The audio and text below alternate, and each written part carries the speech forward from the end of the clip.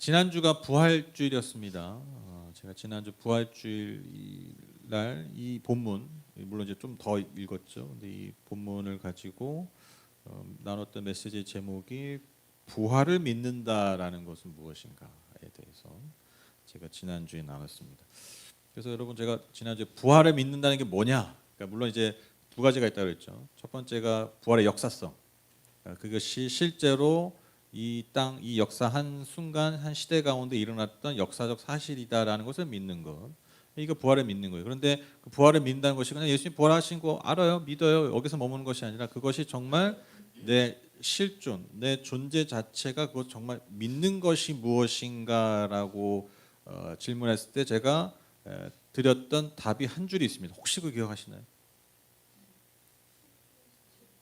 네, 오, 이런 역사가.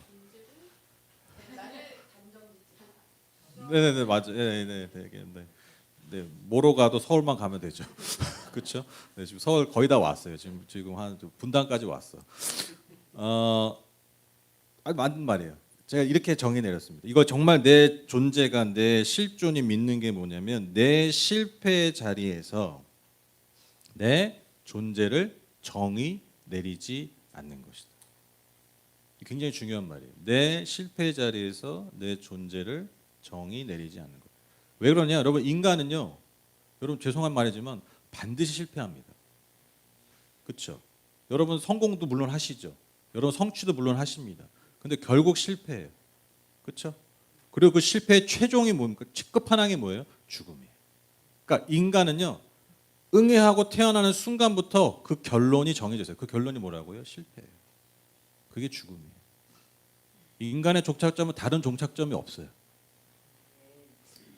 갑자기 지금 의실장의 표정이 잠깐 어두워지는데 순간 캐치했어요 내가. 근데 이거 어쩔 수가 없어요. 아무리 많은 재물과 아무리 큰 힘과 명예, 뭐 아무리 지금 뭐 세상 호령하는 뭐 트럼프니 뭐 푸틴이니 아무리 그들이 정말 발버둥 쳐도 그들의 끝은요 실패. 왜? 그들의 끝의 마지막 결국 죽음이기 때문에.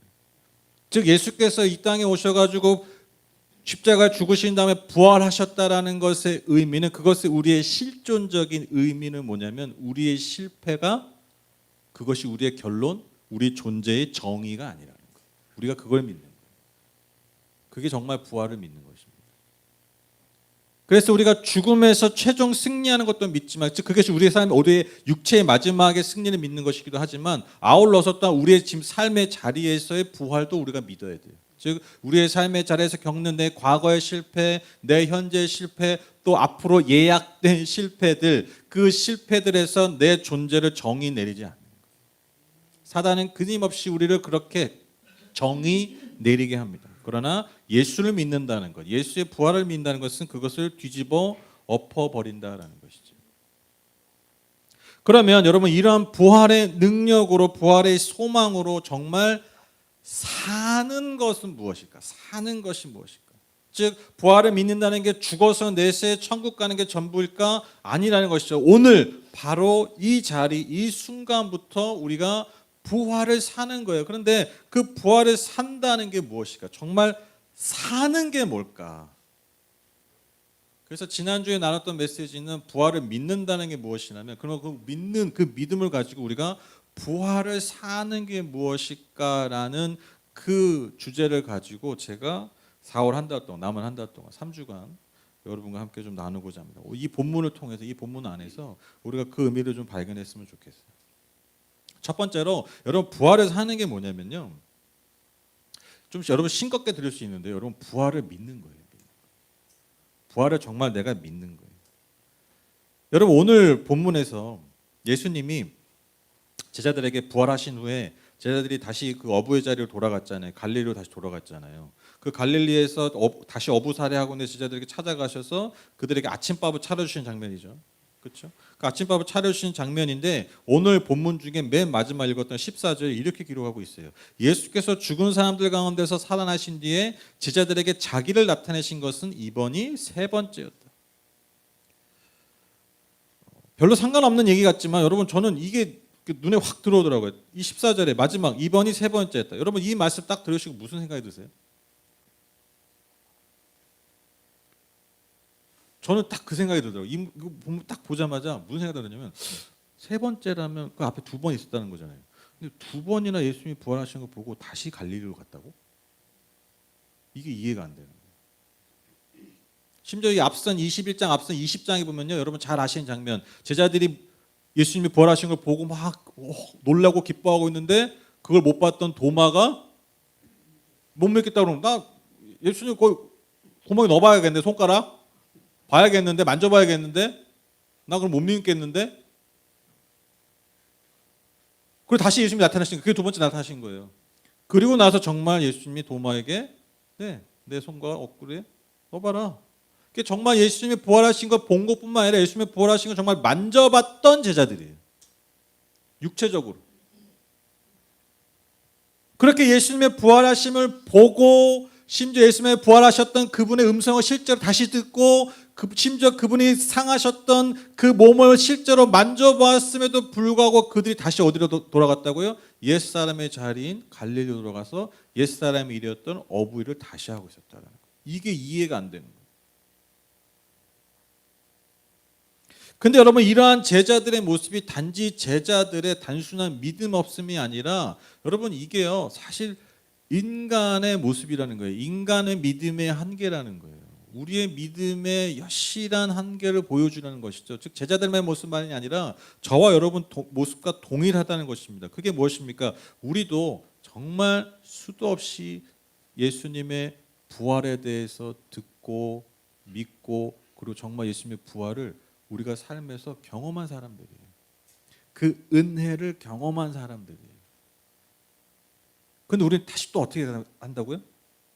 어려움이 생기고 문제가 생기고 아픔이 생기면 다시 어디로 돌아가요? 어디 몰두해요?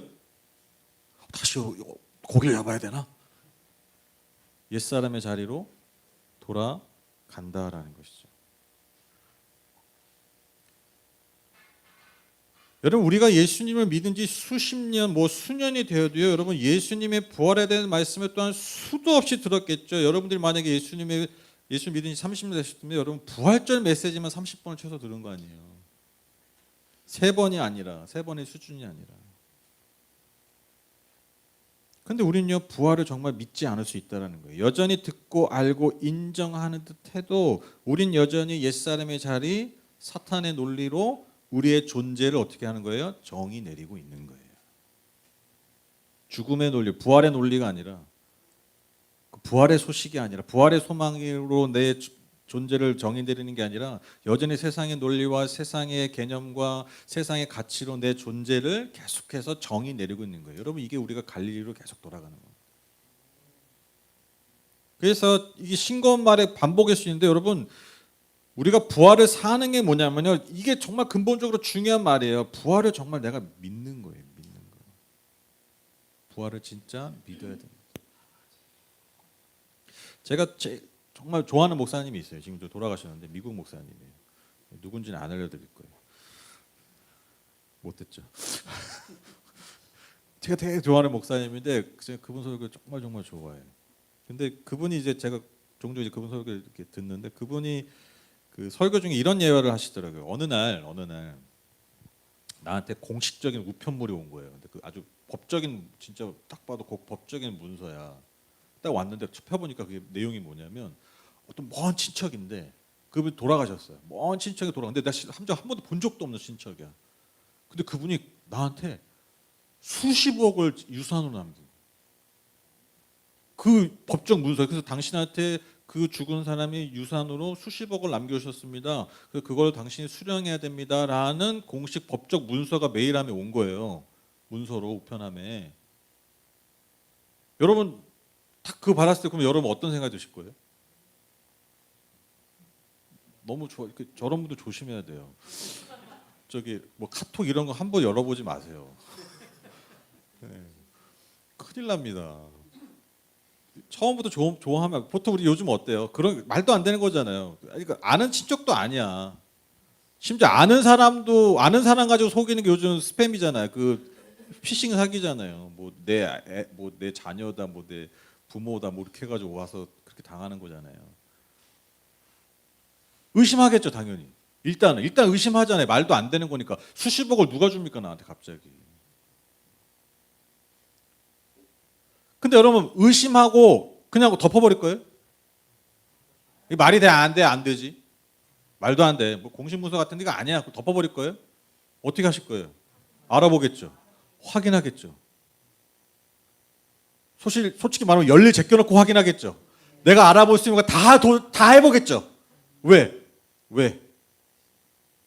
액수가 몇백만 원, 몇천만 원이 아니잖아요. 수십억이라는 돈이라면 그게 나한테 어떤 돈이에요? 어떤 수준이에요? 내 존재를 바꿔버리는 수준이잖아요. 내 지금 현재와 미래를 완전히 뒤바꿔버리는 수준의 돈이잖아요.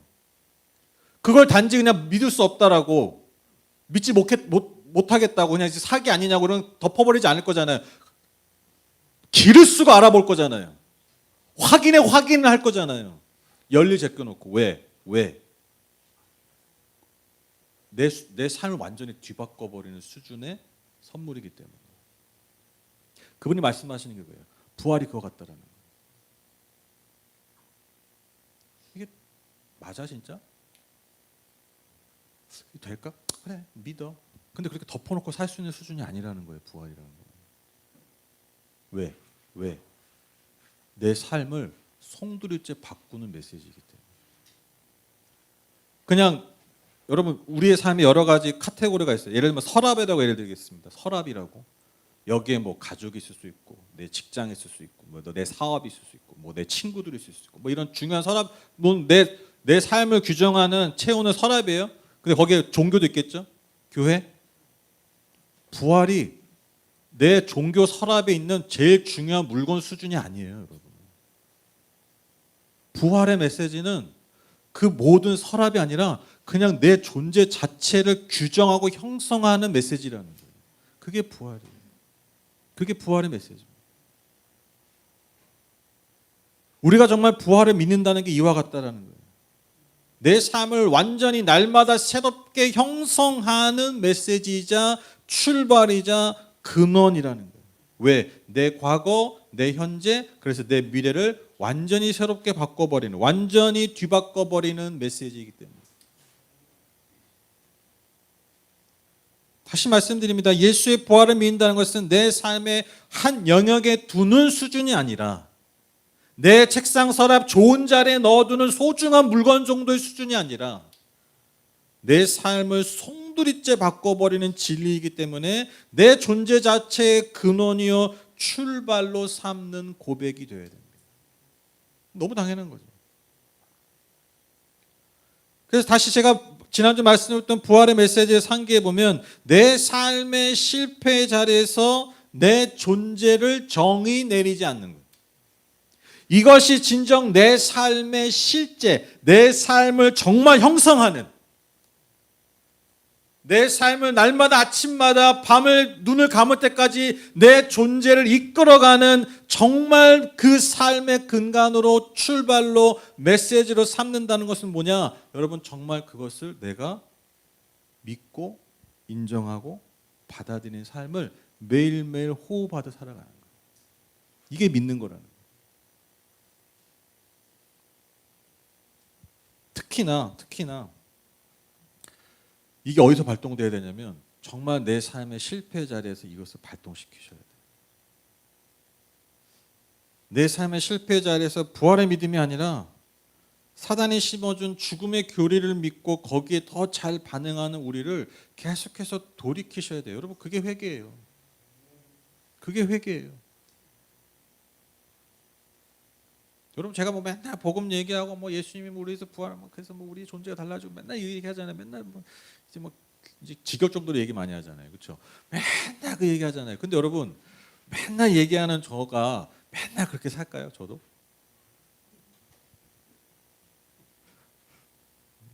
내가 그럴 줄 알았다. 그런 표정이신데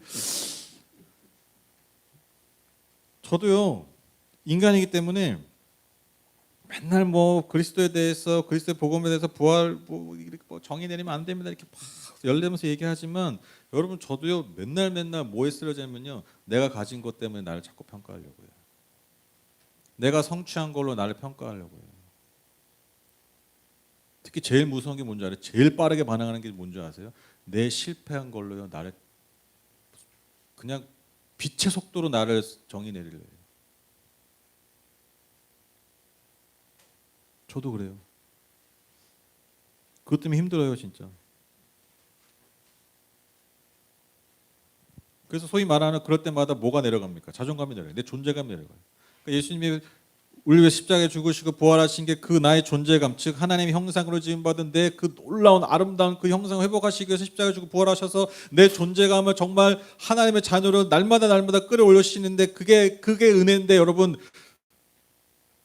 제 삶은 항상 보면 내가 성취한 것, 특히 내가 실패한 것에 너무나 즉각적으로 반응해서 내 존재감을 떨어뜨린다. 내 자존감이 떨어져요 저도. 그런 순간들이 얼마나 많은지 몰라요.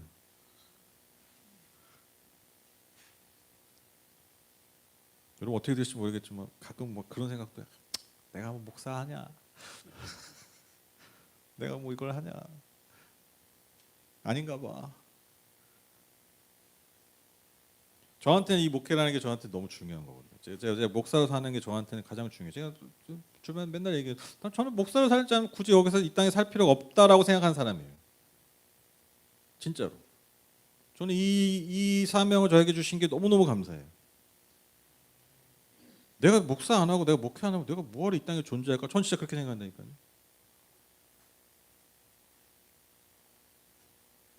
그런데 여러분 그게 무너질 때가 있다니까요. 뭐 때문에? 내가 성취하지 못한 거, 내가 실패한 것 때문에.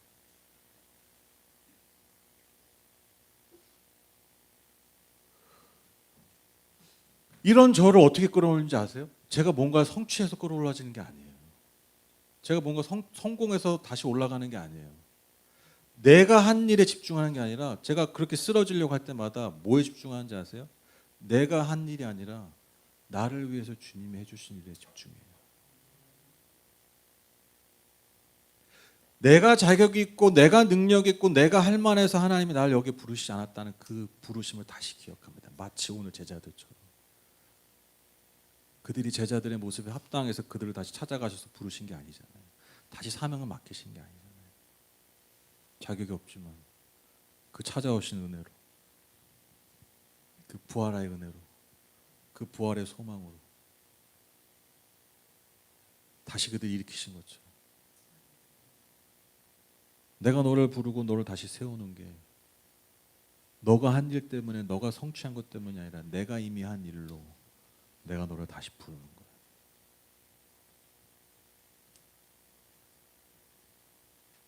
이 음성에 이 복음에 내가 다시 반응하는 거야. 여러분 이게 부활을 믿는 거예요.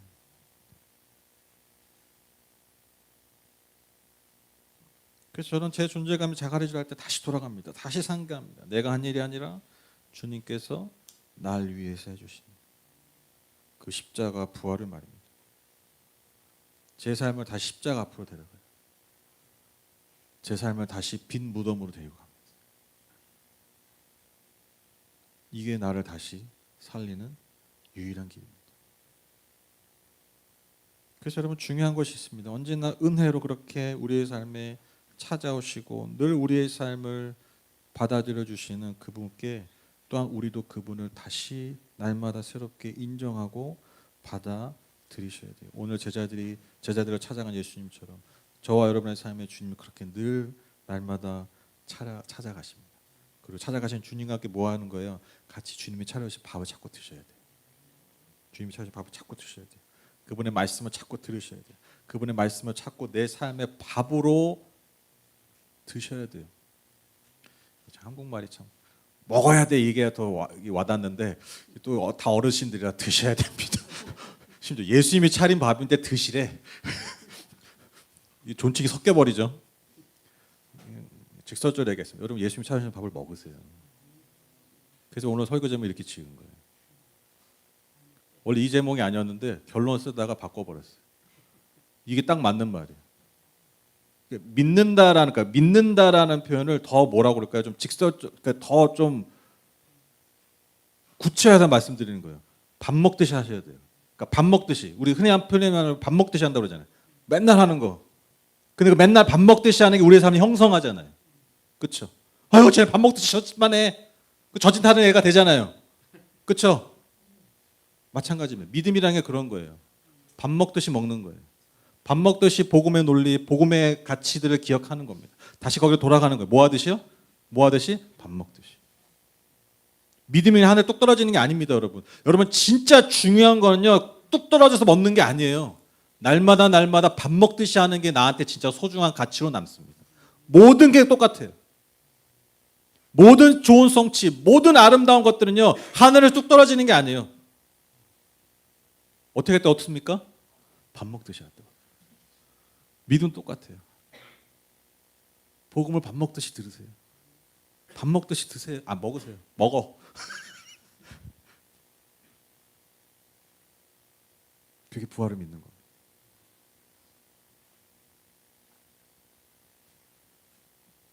결론을 맺겠습니다. 이 이야기를 참 좋아하는데 인디언들 사이에서 전해 들어온 이야기. 할아버지와 손자가 있었어요. 할아버지가 자기 손자에게 어느 날 이렇게 얘기하는 거예요. 얘야, 인간의 내면 안에는 두 마리의 늑대가 있는데 그 두 마리의 늑대가 늘 싸운단다. 한 마리는 분노, 미움, 욕심, 교만, 두려움, 우울함 이런 악한 것들이고, 다른 한 마리는 사랑, 기쁨, 평화, 친절, 겸손, 행복과 같은 좋은 것들이에요. 이 두 마리의 늑대가 우리의 내면에서 늘 싸우고 있어.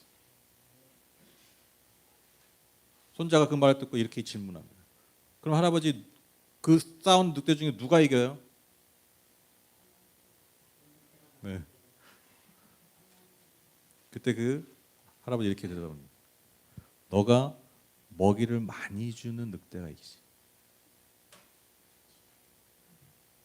저는 이 이야기를 이렇게 결론적으로 다시 드리고 싶어요. 여러분의 존재를 위해서 어떤 밥을 많이 드세요? 여러분의 내면 안에 있는 하나님이 여러분에게 이미 주신 그 가치들, 그 아름다운 것들을 정말 지키기 위해서 여러분 어떤 밥을 먹이고 계십니까?